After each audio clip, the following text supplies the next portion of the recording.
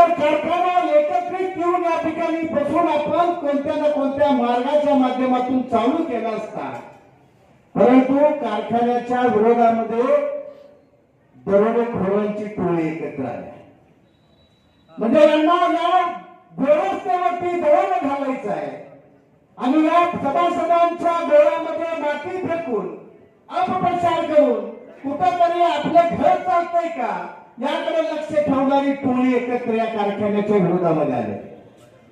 त्यामुळे यांना काय लय सिरियसली घेण्यासारखं काही नाहीये, कारण यांची परिस्थिती या कवठेमहांकाळ शहराच्या विकासामध्ये, या कवठेमहांकाळ तालुक्याच्या विकासामध्ये जे आता विरोध करतायत त्यांचा कितपत हस्तक्षेप आहे हे इथल्या जनतेला सर्वांना माहित आहे.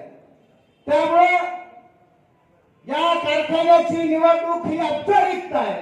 हा विजय हा आपला झालेला आहे आणि हा विजय कायम स्वरूपी अनिता वहिनीच्या पाठीशी ठामपणे राहणार या ठिकाणी तुम्हाला सांगावंसं वाटतं.